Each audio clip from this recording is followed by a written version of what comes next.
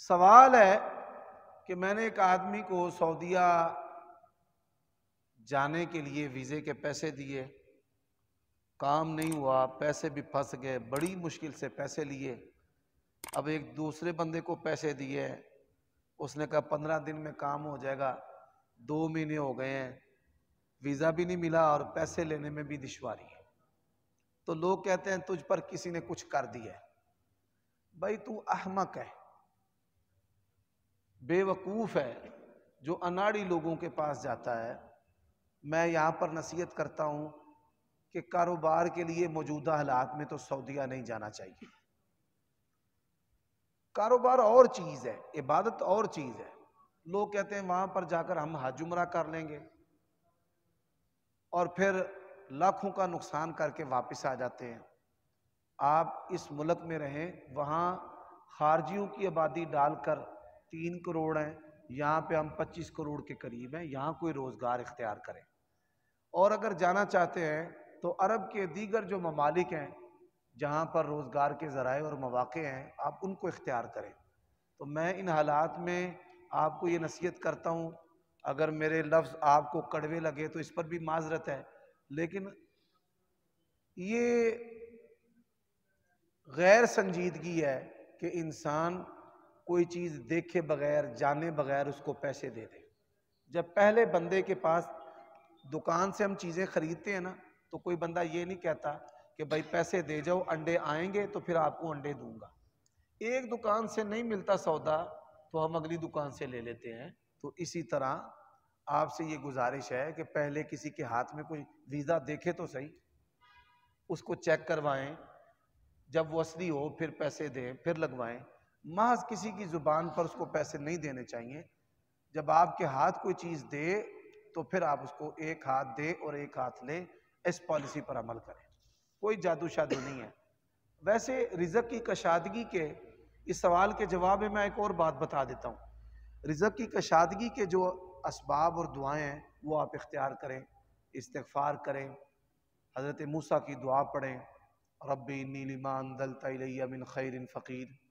اسی طرح اللہم انت الباسط انت الرزاق انت الفتاح انت الوہاب ذو الفضل العظیم انی اسألک من فضلک العظیم، یہ پڑھیں، اللہ جل شانہ آپ کا رزق کشادہ کر دے گا۔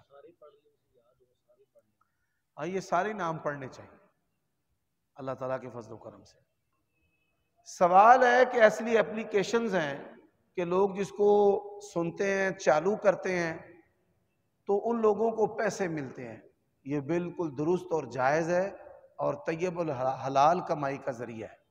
آپ جو ہیں وہ نصیحتیں کرتے ہیں، اچھی اچھی باتیں کرتے ہیں، لوگ ان کو سنتے ہیں تو ان کو پیسے ملتے ہیں، جائز ہے۔ آپ کھانا بنانا سکھاتے ہیں، جائز ہے۔ آپ کپڑے سینا بتاتے ہیں، جائز ہے۔ آپ مختلف ٹوٹکے بتاتے ہیں تو یہ جائز ہے۔ مثال آپ کے پاس خاندانی نسخے ہیں، تجربات ہیں، آپ کسی کو بتا دیتے ہیں اور لوگ اس کو دیکھتے سنتے ہیں اور آپ کو پیسے ملتے ہیں، جائز نہیں یار۔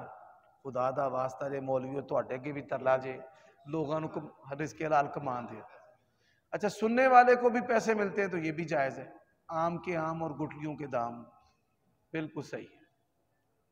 پورے بدن دیکھیں اللہ تعالیٰ نے بال جو ہیں وہ زیب و زینت بنائے ہیں۔ ایک آدمی جو گنجا ہو اس کی خوبصورتی میں فرق پڑ جاتا ہے، ایسے ہی یہ داڑیاں بھی ہیں، بدن کے بال بھی ہیں۔ بدن کے بال اگر آپ کی بیوی کو، اہلیہ کو تکلیف دیتے ہیں تو بدن کے بال اتروانا جائز اور درست ہے۔ چھاتی کے بال بھی اتروا سکتا ہے، جسم کے ٹانگوں کے بال بھی اتروا سکتا ہے، اس میں ایسا کچھ نہیں ہے، لیکن اس میں کوئی شرارت نہیں ہونی چاہیے۔ تو کچھ لوگ ہیں فساق فجار، قوم لوط کے مریض، وہ بھی ایسے عمل کرتے ہیں، یعنی یہ چیز نہیں ہونی چاہیے۔ ضرورت کی بنیاد پہ آپ بال اتروا سکتے ہیں۔ سوال جو ہے وہ لباس سے تعلق رکھتا ہے۔ سوال یہ ہے کہ کیا سرخ رنگ کا کپڑا پہننا یہ جائز اور درست ہے؟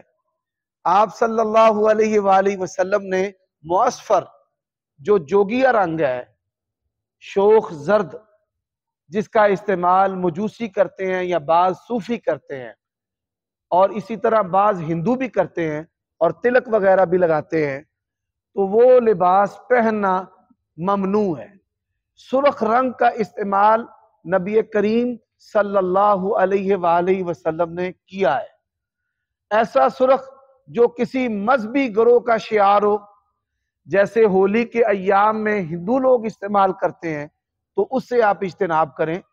ویسے سرخ رنگ، ماشاءاللہ ہماری مجلس میں ایک شخصیت بیٹھے ہیں، سرخ رنگ کی ٹوپی پہنی ہے، جیکٹ ہے، اسی طرح ہمارے نوجوان جو ہیں وہ سرخ رنگ کا خوبصورت لباس پہن لیتے ہیں، تو یہ درست اور جائز ہے۔